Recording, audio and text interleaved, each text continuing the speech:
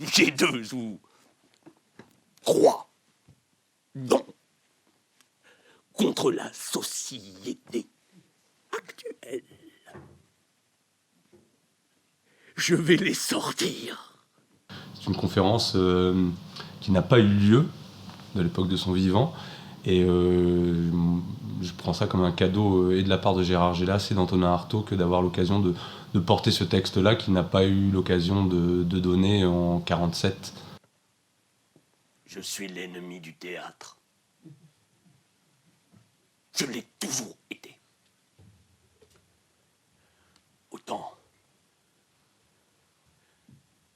j'aime le théâtre, autant je suis pour cette raison-là son ennemi. Sa vie, la vie d'Artaud est une provocation et la société l'a pas supporté, puisque quelque part ils l'ont exécuté et avec les électrochocs, avec certains médicaments, comme on le fait encore aujourd'hui. Pas tellement à travers les électrochocs, qui ont été beaucoup, qui existent encore, mais qui ont été beaucoup adoucis, enfin ça n'a plus rien à voir. Mais par contre, avec certaines drogues, pour des maladies psychiques, où le patient est largement aussi abîmé que si on ne le soignait pas. Ah bien sûr, il n'emmènera plus personne, mais ça fait des légumes. Et c'est un sujet que je connais bien, à travers des gens que j'aime. Donc,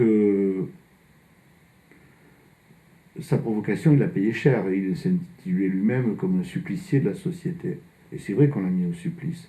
C'est vrai en même temps qu'il avait des maladies, c'est évident. Bien sûr. Mais toute société, finalement, peut se définir peut-être aussi par la façon dont on soigne les malades, quoi.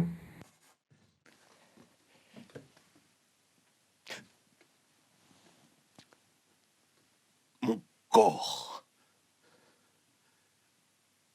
est à moi.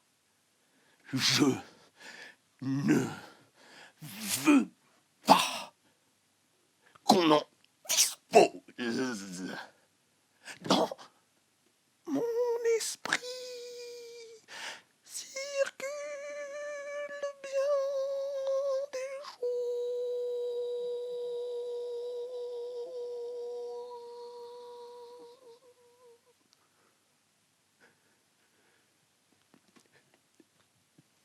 Dans mon corps ne circule rien. C'est extrêmement punk, hein, Artaud. Moi, je dis que les gouvernements sont une façade. L'organisation sociale est une façade. Les idées et les sentiments, une façade. Et les comportements visibles, une façade. Sous la vie apparente, il y en a une autre. Et sous la conscience, une autre. Et c'est cette autre qui est le plus important. En tout cas, ces éclairs-là, ces fulgurances, effectivement, sont des invitations à la vie. Artaud hurle contre sa souffrance. Il aimerait tellement en être débarrassé.